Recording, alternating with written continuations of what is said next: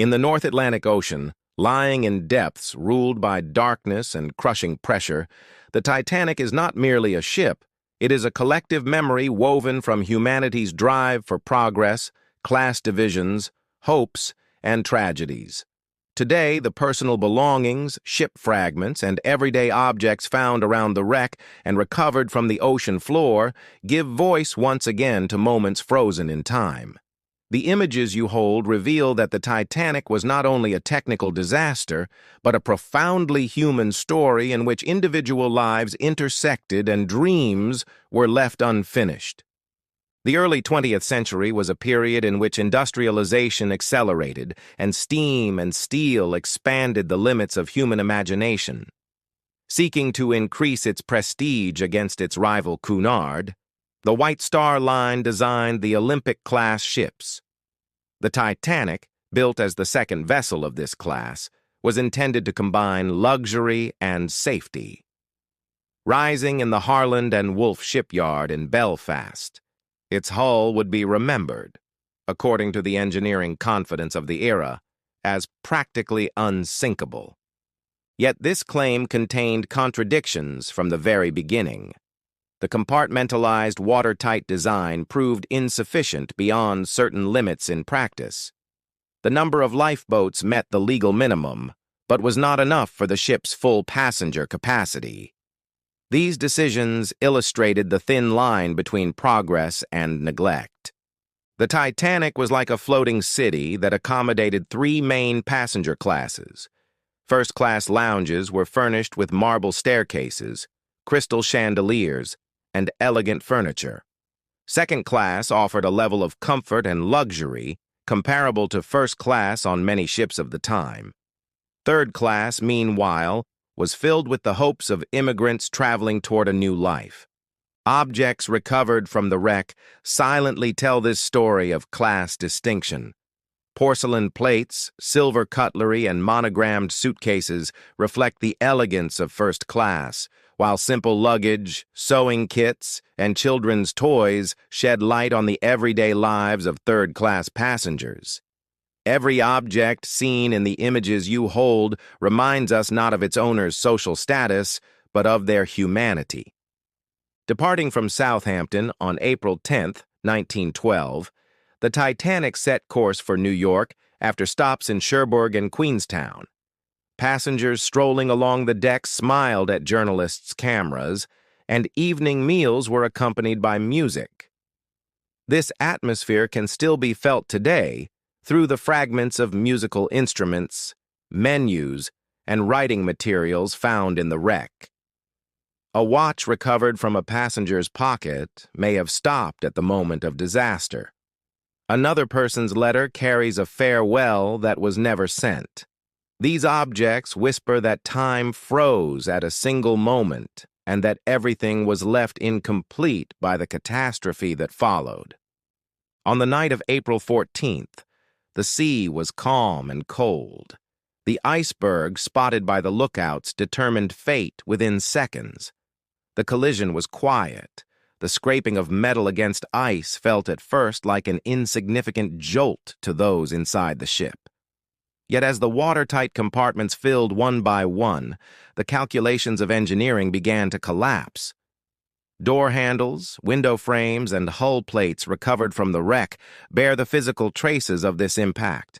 Every deformation visible in the images you hold is a lasting reminder of those few critical minutes of decision. When the lifeboats began to be lowered, the rule of women and children first was applied. However, this rule did not function equally on every deck or in every class.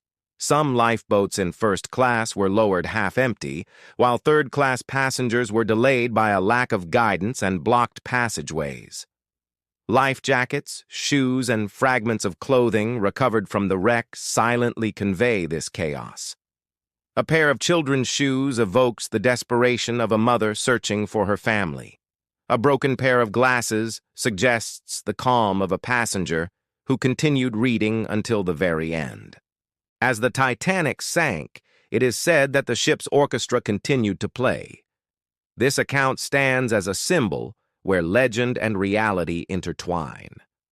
Violin fragments and music stands found in the wreck give tangible form to this story. Music may have offered comfort, however brief, to people in the grip of panic. This moment represents the resilience of human dignity in the face of disaster.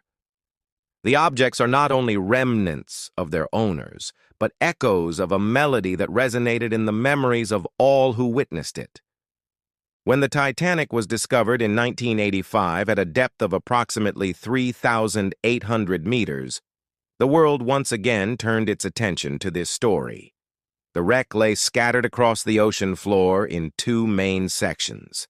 Surrounding it, thousands of personal belongings formed what seemed like a field of memories. The suitcases, perfume bottles, watches, and kitchenware visible in the images you hold have been altered by the combined effects of oxygen, salt, and time. Yet they have retained their meaning. Even a rusted key evokes the life that once existed behind a locked door. An object begins to speak in the absence of its owner. The items recovered from the Titanic wreck do the same. A ring bears witness to a marriage, a compact mirror to a daily ritual, a shaving brush to the traces of an ordinary morning.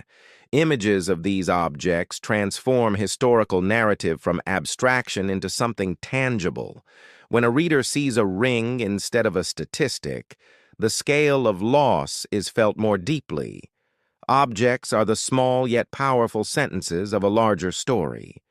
The recovery of artifacts from the wreck has sparked ethical debates that have lasted for years. Is the Titanic a grave or a cultural heritage site that must be preserved? Some argue that the objects should be left where they are, while others believe that recovering and exhibiting them prevents the story from being forgotten. The images you hold stand at the center of this debate.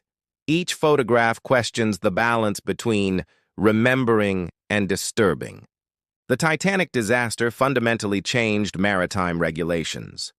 Measures such as mandatory lifeboat capacity, continuous radio watch, and iceberg patrols were implemented in the aftermath of the tragedy. Yet the true legacy concerns humanity itself. The objects from the wreck remind us that progress demands responsibility. No matter how advanced technology becomes, they tell us that humility in the face of nature is essential. To tell the story of the Titanic is not merely to recount the sinking of a ship. It is a mirror humanity holds up to itself. The images of the objects you possess make this mirror tangible, reaching places words alone cannot touch.